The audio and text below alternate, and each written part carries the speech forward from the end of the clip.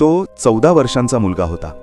रात्री उशिरा ब्रुकलिनमधील रेस्टॉरंटच्या कचरा कुंड्या चाळायचा, खाण्यासाठी नाही तर बाटल्या गोळा करण्यासाठी. प्रत्येक बाटलीला 5 सेंट मिळायचे. त्या पैशांतून तो आपल्या लहान बहिणीसाठी शाळेच्या वस्तू घेत असे.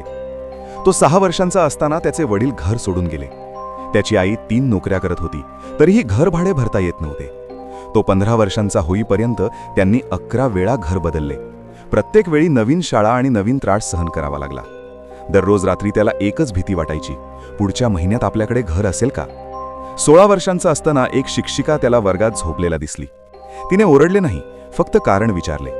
तो भावनांनी भरून आला आणि तिला सगळं सांगितलं. शिक्षिकेने त्याला कोडिंगचं एक पुस्तक दिलं आणि म्हणाली, हे शिक, हाच तुझा मार्ग आहे. त्याच्याकडे संगणक नव्हता, म्हणून तो रोज शाळेनंतर 40 मिनिटे चालत सार्वजनिक वाचनालयात जायचा. रात्रीपर्यंत तिथे बसून अभ्यास करायचा. मोफत यूट्यूब व्हिडिओ पाहून त्याने पायथन शिकली.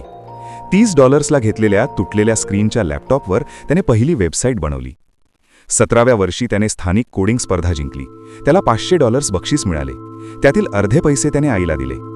19व्या वर्षी एका स्टार्टअपने त्याला वर्षाला $60,000ची नोकरी दिली. त्यामुळे त्याने कॉलेज सोडले. आई रडली, तिला ते समजले नाही, पण त्याने नोकरी स्वीकारली. 22व्या वर्षी तो 15 इंजिनियर्सच्या टीमचा लीडर झाला. 25व्या वर्षी त्याने स्वतःची कंपनी सुरू केली. कोणतीही ओळख नाही, गुंतवणूकदार नाहीत, फक्त मेहनत, कोड आणि जागरण. काही वर्षांतच त्याने ती कंपनी $14 दशलक्ष विकली. पहिल्यांदा त्याने आईसाठी एक घर घेतले. आता तिला पुन्हा कधीही घर बदलावे लागणार नाही. ज्या शिक्षिकेने त्याला पुस्तक दिले होते, तिच्या शाळेसाठी त्याने $2 लाख दान केले.